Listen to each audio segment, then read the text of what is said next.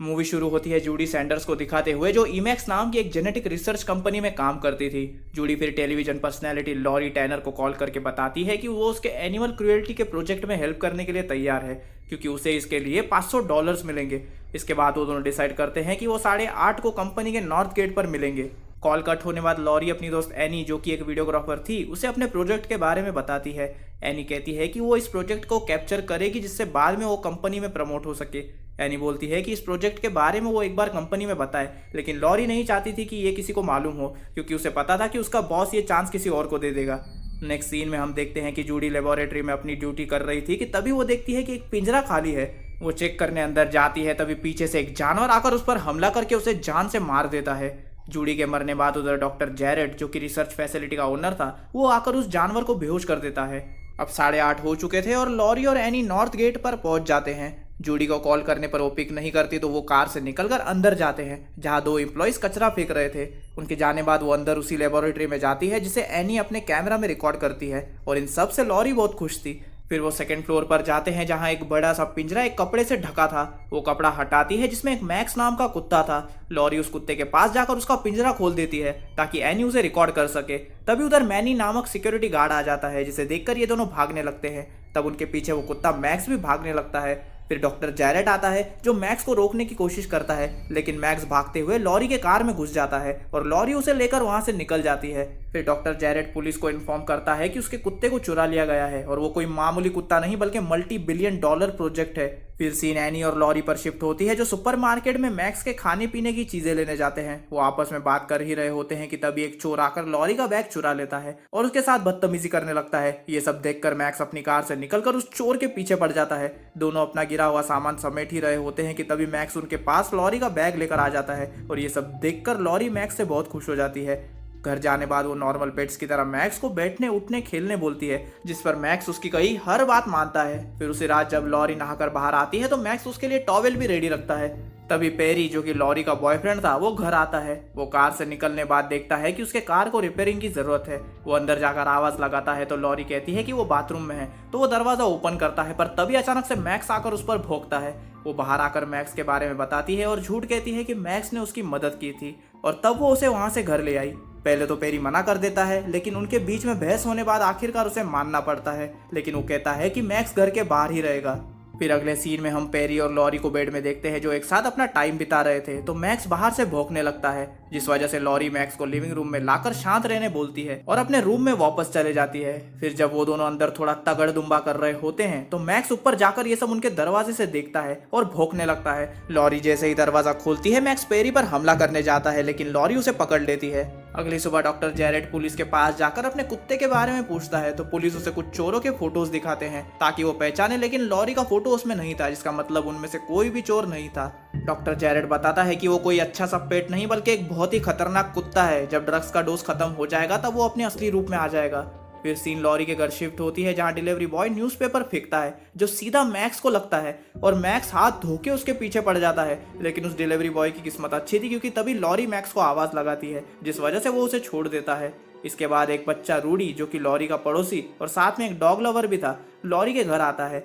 Lorry max को रूडी से मिलवाती है। उसके बाद रूडी मैक्स को बाहर ले जाता है जहाँ पेरी की कार रिपेयर हो रही थी। तभी वो मैकेनिक ऐसे ही मैक्स को कहता है कि वो ब्रेक लाइन लेके आना तो जरा, और मैक्स बरोबर वो चीज उसे ला कर देता है, और ये कमाल देखकर सब शॉक हो जाते हैं। इसके बाद रूडी मैक्स को अपने फीमेल डॉग से मिलवाने घर ले जाता है। मैक्स को डॉग एक ही झटके में पसंद आ जाती है, लेकिन वो डॉग इससे दूर जाने लगती है, जिससे मैक्स का ईगो हर्ट हो जाता है और वो बहुत भौंकने लगता है, कुछ भी करने का, लेकिन मैक्स का ईगो हर्ट नहीं करने का। उसी दौरान हम डिटेक्टिव्स को देखते हैं जिसके पास बेन सैंडर्स नाम का एक आदमी अपनी मिसिंग वाइफ की रिपोर्ट लेकर आया था। फिर डिटेक्टिव और बेन सैंडर्स डॉक्टर जैरेड के पास जाते हैं, और उनके पूछने पर डॉक्टर जैरेड बताता है कि मैक्स एक मल्टी एबिलिटीज वाला कुत्ता है जिसकी आईसाइट बिल्ली की तरह है, और वो झाड़ पर चढ़ सकता है और उछल कूद कर सकता है, और वो गिरगिट की तरह खुद को किसी भी चीज में ढाल सकता है, और अगर वो गलत हाथों में लग गया तो इंसानों के लिए बहुत खतरनाक होगा। फिर हम रूडी और उसके दोस्त चेट को मैक्स के साथ बाहर वॉक पर देखते हैं। उन्हें एक बिल्ली दिखती है जो उनको बहुत परेशान करती थी, तो ये इसी मौके का फायदा उठाकर मैक्स को कमांड देते हैं। और फिर क्या होना था, मैक्स बंदर की तरह झाड़ पर चढ़कर उस बिल्ली को जान से मार देता है। ये सब देखकर वो दोनों वहां से निकल लेते हैं ताकि उस कैट का ओनर इन्हें ही ना पकड़ ले। अगले सीन में पेरी घर आता है और बताता है कि मैक्स ने आज क्या क्या कारनामे किए, लेकिन लॉरी को उस पर यकीन नहीं होता। फिर वो दोनों थोड़ा रोमांटिक होकर अपना स्टार्टिंग वाला अधूरा काम करने लगते हैं और मैक्स ये सब बैकयार्ड से देखकर बोलता है, ये सब क्या देखना पड़ रहा है। मैक्स से ये सब देखा नहीं जाता और बदला लेने के लिए ये पेरी के कार का ब्रेक लाइन ही तोड़ देता है। इसके बाद जब पेरी अपने काम के लिए निकल जाता है तो रास्ते में एक ट्रक आती है और टाइम पर ब्रेक न लगने के कारण वो हैंड ब्रेक लगाकर कैसे तो कार को रोक लेता है। फिर हम लॉरी को देखते हैं जो घर में मैक्स को लॉक करके अपने काम के लिए निकल जाती है। उसके जाते ही मैक्स दीवार कूदकर रूडी के घर जाता है और रूडी अपने पापा के साथ बाहर गया था और ये देखकर वो उस फीमेल डॉग के पास जाता है। अब वो इससे डरती थी इसलिए वो भागती है, लेकिन आखिर में मैक्स उसे पकड़ ही लेता है। उसके बाद हमें उस घर से सिर्फ उस बेचारी डॉग के चिल्लाने की आवाज आती है। उसी दौरान डिटेक्टिव्स को एक मर्डर के बारे में कॉल आता है तो वो उधर जाते हैं और हम देखते हैं कि वो वही आदमी है जिसने लॉरी का बैग चुराया था। और डॉक्टर जैरेट से हमें मालूम होता है कि वो मर्डर मैक्स नहीं किया था। तभी डिटेक्टिव उन लोगों को ऑर्डर देता है कि मैक्स जिधर भी दिखे उसे तुरंत शूट कर दो। उसके बाद हम लॉरी और एनी को देखते हैं जो अपने शूट किए गए वीडियो में काम कर रहे थे और पेरी फिर से अपनी कार को रिपेयर करवाने जाता है। जब उसे पता चलता है कि वो ब्रेक लाइन मैक्स ने तोड़ी थी तो वो उसे मारने की सोचता है। यहाँ डॉक्टर जैरेट अपने रोबोट से मालूम करवाता है कि मैक्स में ड्रग्स का डोज खत्म होने में कितने घंटे बाकी है।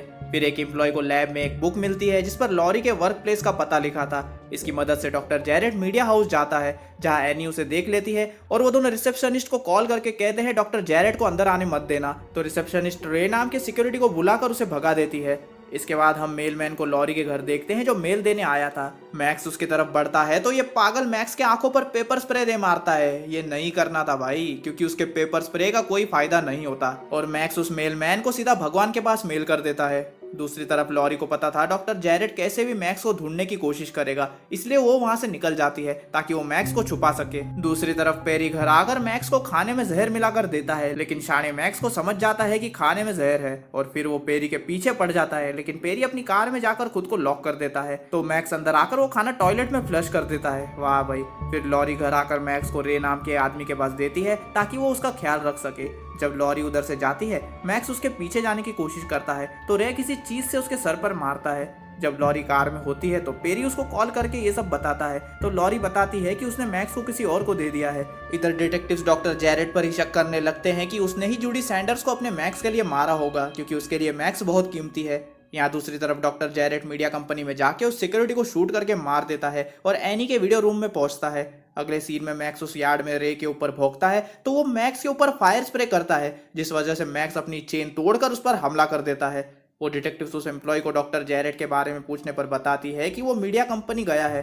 फिर हम डॉक्टर जैरेट को देखते हैं जो एनी पर हमला करता है ताकि वो लॉरी के घर का पता बता सके और मजबूर होकर एनी लॉरी के घर का पता बता देती है। लॉरी उदास होकर घर पहुंचती है जहाँ पेरी उसे एक पप्पी देता है। पप्पी मतलब कुत्ते का छोटा बच्चा ना? हाँ बहन जी। और लॉरी उस पप्पी को स्पाइक नाम देती है। तभी उधर खून से भरा मैक्स आता है जो स्पाइक को देखकर धोखा खाया हुआ महसूस करता है और गुस्से में वो पेरी पर अटैक करके उस पर एसिडिक सुसु कर देता है। उसी वक्त उधर डिटेक्टिव्स और पुलिस भी मैक्स को मारने आते हैं तो मैक्स उधर से भागता है जहाँ सब पुलिस उसका पीछा करते हैं और वो एक वर्कशॉप में छुपता है जहाँ पुलिस उसे बदलता देखकर डरकर भाग जाते हैं। घर पर एम्बुलेंस आकर पेरी को ले जाती है जिससे लॉरी को बहुत अफसोस होता है एंड एक डिटेक्टिव लॉरी के घर पर ही रुकता है क्योंकि उसे पता था कि मैक्स इधर कैसे भी आएगा। फिर बैकयार्ड में डिटेक्टिव को मेलमैन की डेड बॉडी मिलती है। तभी पीछे से मैक्स आकर उस डिटेक्टिव को भी मार देता है।